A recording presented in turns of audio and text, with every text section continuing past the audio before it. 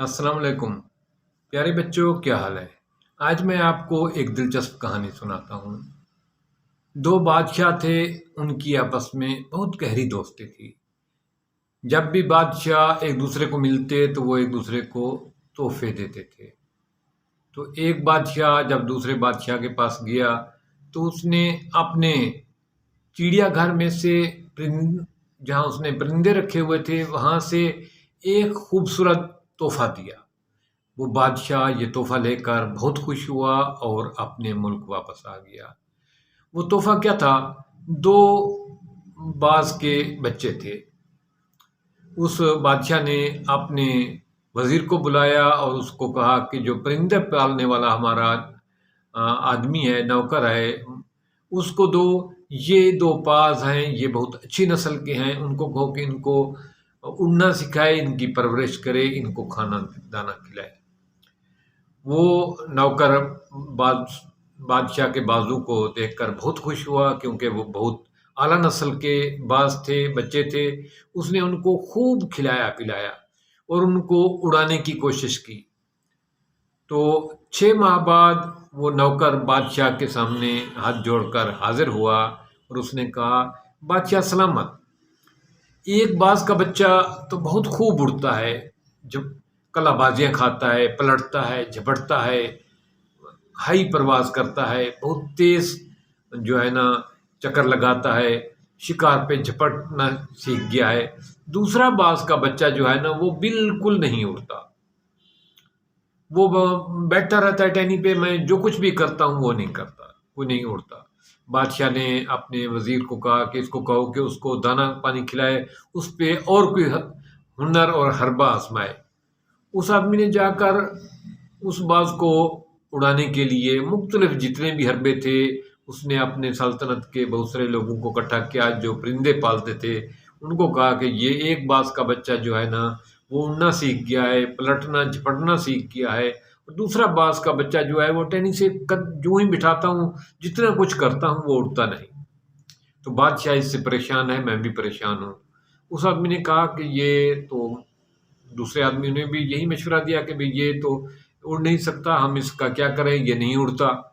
تو پھر وہ مسئلہ یہ بادشاہ کے سامنے آیا۔ بادشاہ نے اپنی سلطنت میں، اپنی بادشاہی میں اعلان کیا کہ جو آدمی میرے باز کو اڑا دے گا، دوسرے باز کو ہوا میں اڑنا سکھا دے گا، اس کو منہ مانگا انعام دیا جائے گا۔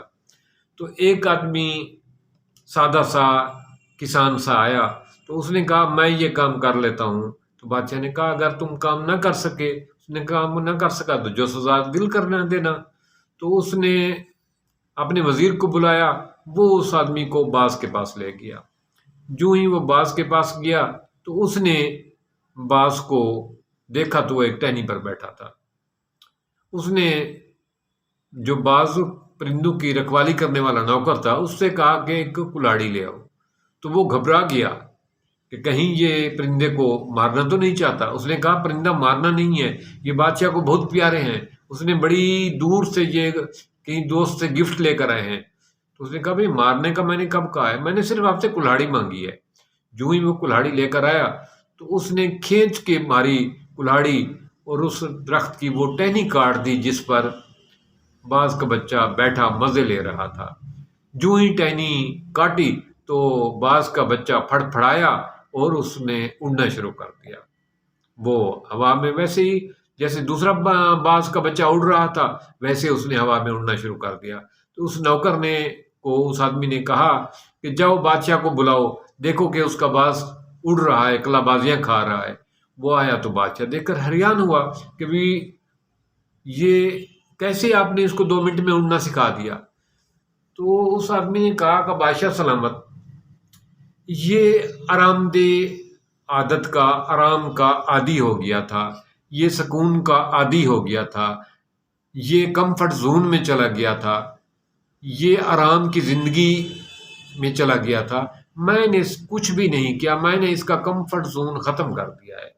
جو ہی میں نے اس کی ٹہنی کاٹی ہے، اس کا آرام کی لائف ختم ہوئی ہے، اس نے کوشش کرنا شروع کر دی ہے۔ پیارے بچوں، آپ بھی اسی طرح آرام کی زندگی کے بجائے کوشش والی زندگی کو شروع کریں۔ جب آپ پڑھنے پہ توجہ دیں گے، جب آپ اپنے کام پہ توجہ دیں گے، جب آپ اپنے